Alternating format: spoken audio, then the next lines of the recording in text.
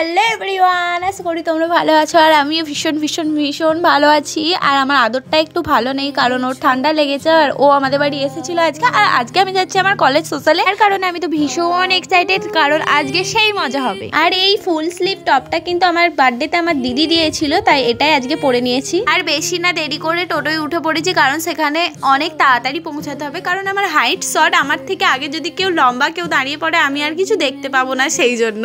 কত লোক আর কত ভিড় হয়েছে। আমরা সবাই বন্ধুরা মিলে এটাই আলোচনা করছিলাম যে দেখ কত লোক চলে এসে, এমনি কলেজে যখন ক্লাস হয় এত লোক কোথায় থাকে, কেউ আসে না। আর আজকে সোশ্যালে সবাই চলে এসেছে। আর আজকে আমি ভয়েসটা কমই দেবো, কারণ শেষের দিকে একটু রিয়েল ভিডিওটা দিলেই তোমরা বেটার বুঝতে পারবে। আমাদের যে ফার্স্ট সিঙ্গারটা আসার কথা ছিল অনুরাধা ঘোষ, ওনার শারীরিক প্রবলেমের জন্য মানে ঠান্ডা লেগেছিল, সেই জন্য উনি আর আসতে পারে না। সেই কারণে ছোট একটা ভিডিও করে আমাদের দিকে দেখানো হচ্ছিল যে কি কারণে উনি আসতে পারে না। যতটা জানি উনি একদিন আগে জানিয়েছিল, তারপর একদিনের মধ্যেই আমাদের আর একটা সিঙ্গারকে অ্যারেঞ্জ করা হয় যার নাম সোমচন্দা ভট্টাচার্য। আর উনি কিছুক্ষণের মধ্যে আসবে আর আমাদের দিকে গান শোনাবে। তো ততক্ষণ আমরা একটু বসে রেস্ট নিয়ে নিই, কারণ এখন দিয়ে দাঁড়িয়ে থাকলে তো পা ব্যথা হয়ে যাবে আর নাচতেও ঠিক মতো পারবো না।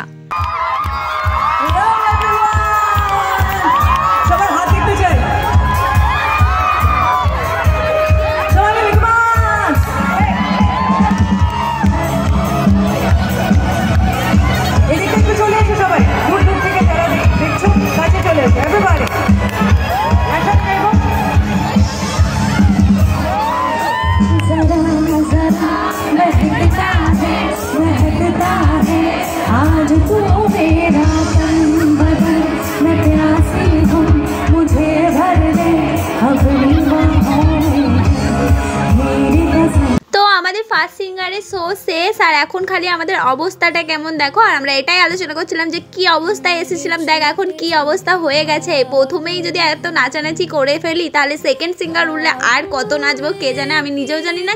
গান চললে আমি নিজেকে কন্ট্রোল রাখতে পারি না, এটাই বড় কথা। তারপর আমি যে ব্লগ করছি তার জন্য যে আমাকে ভিডিও নিতে হবে সেটাই আমার মাথায় ছিল না, আমি খালি নাচতেই ব্যস্ত হয়ে গিয়েছিলাম। আর আমাদের সেকেন্ড সিঙ্গার হলো রাহুল দত্ত, যে কিছুক্ষণের মধ্যেই আর স্টেজে উঠতে চলেছে। আর আমাদের কলেজের মাঠে আজকে ভিড় হয়েছে দেখেই অবাক। আমি শুধু পিছনটা ঘুরে তোমাদের দিকে একটু শেয়ার করছি, আর দেখো ভিড়টা খালি, প্রচুর লোক এসেছিল, প্রচুর প্রচুর প্রচুর ভিড় হয়ে গেছিল। আমি তো এটাই ভাবছিলাম আমি যদি এখন বেড়াতে চাই বাইরের দিকে, তাও আমি পারবো না এত ভিড় ঠেলে ঠেলে।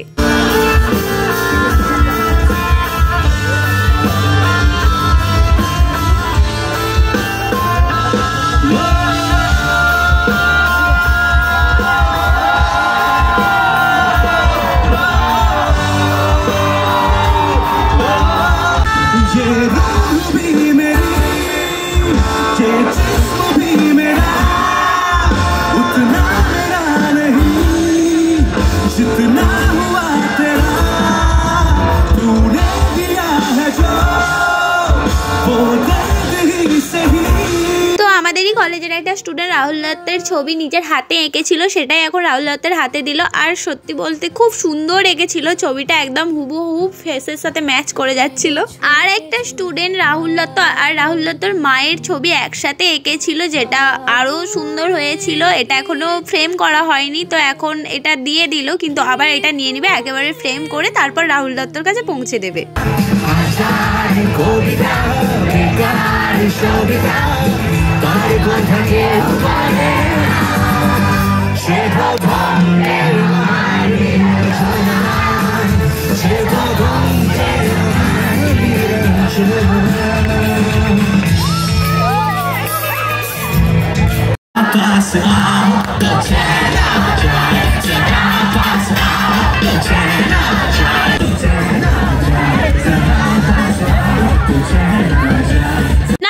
এখনো কিন্তু অনুষ্ঠান শেষ হয়নি, আমরা একটু বাইরের দিকে চলে এসেছিলাম, কারণ আমাদের এত ভিড়ের মধ্যে আর ভালো লাগছিল না, শ্বাসকষ্ট লাগছিল, নাচতেও ইচ্ছা করছে, এইদিকে প্রবলেমও হচ্ছে আর ভালো লাগছে না, তাই বেরিয়েই চলে এলাম। তো আজকের মতো তো আমার কলেজের অনুষ্ঠান এখানেই শেষ, এখানে সব মজাও শেষ, কারণ এরপর কলেজে আসতে চলেছে একটা বড় ধামাকা, যার নাম হলো আমাদের এক্সাম। আর সেটার জন্য এবার আমাদের দিকে প্রস্তুতি নিতে হবে। আর রাতের ভিউতে আমাদের কলেজটাকে তো জাস্ট অসাম লাগছিল, খুব সুন্দর করে সাজিয়েছিল এই অনুষ্ঠানের জন্য। আর আমরা আমরা শেষ গানের আগের গানটাই যখন হচ্ছিল তখনই কলেজ থেকে বাইরে বেরিয়ে পড়ি, কারণ আমাদের দিকে বাস ধরতে হবে। যদি শেষে বেরাতাম তাহলে আর বাস ধরতেই পারতাম না, কারণ এত ভিড় হতো আমাদের দিকে আজকে বোধহয় এখানেই থেকে যেতে হতো। ভাগ্যক্রমে একটু আগে বেরিয়ে পড়েছিলাম বলে বাসে সিটও পেয়ে গিয়েছিলাম। সিট তো পেয়েছিলাম কিন্তু এত চাপাচাপি করে মানে বসে তো ছিলাম, কিন্তু যারা দাঁড়িয়েছিল এত ঠেসাঠেসি হচ্ছিল, মানে বসেও শান্তি নেই যাকে বলে।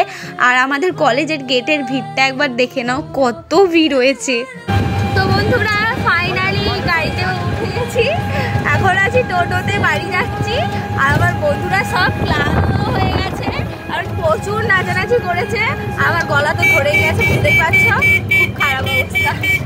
তো আজকের মতো ভিডিওটা এখানেই শেষ করছি, দেখা অন্য কোনো একটা সুন্দর ব্লগে, ততক্ষণের জন্য সবাইকে বাই।